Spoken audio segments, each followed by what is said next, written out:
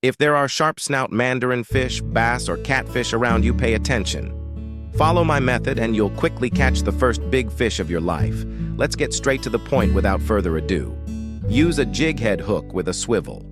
There are two types of jig head hooks, 7 grams and 10 grams. First, use the 7-gram hook to search the nearby waters so you won't miss any fish over half a kilo. If you can't catch anything in the nearby waters, switch to the 10-gram hook to expand your search range. At this point, fish weighing from 1 to 20 kilos will be within your range. Regarding soft lures, prepare two types, T-tail and curly tail. The lure length should be around 6 centimeters for the 7-gram jig head hook and around 7 centimeters for the 10-gram jig head hook. For colors, if you want versatility, choose white or green. For cloudy days or murky water, go for pink or fluorescent yellow. If the water is deep or the fish aren't biting, choose darker colors. When should you use T-tail and when should you use curly tail? T-tails are suitable for fast searches in clear water with plenty of sunlight, as their shape closely resembles small bait fish. Even in high underwater visibility, large fish will have difficulty distinguishing between real and fake. Curly tails are more effective in low visibility conditions, such as on cloudy days, in murky water, or at night, because they create larger water disturbances, making it easier for big fish to find them. How to rig the lure. First, measure the lure against the hook. The position just below the hook is where the hook point should come out.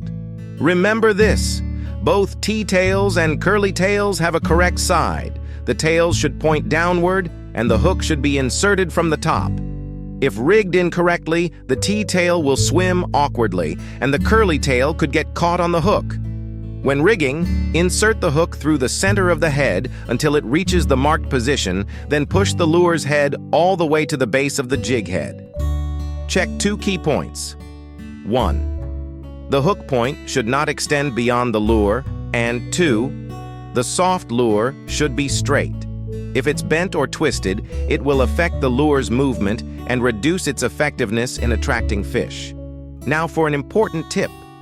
I'll share a small trick when using T-tails. Cut a few small slits under the belly of the lure.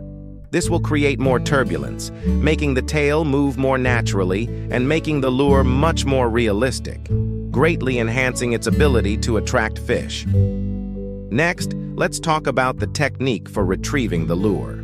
You only need to reel in at a steady pace. Since the fish we're targeting live at different depths, we'll begin by searching 3 depths: surface, mid-water, and bottom. If you want the lure to swim at a fixed depth, for example, just below the surface, you can start reeling immediately after the lure hits the water. When the lure pops out of the water, gradually reduce the retrieval speed until the lure stays below the surface. This is the steady retrieval speed you're aiming for.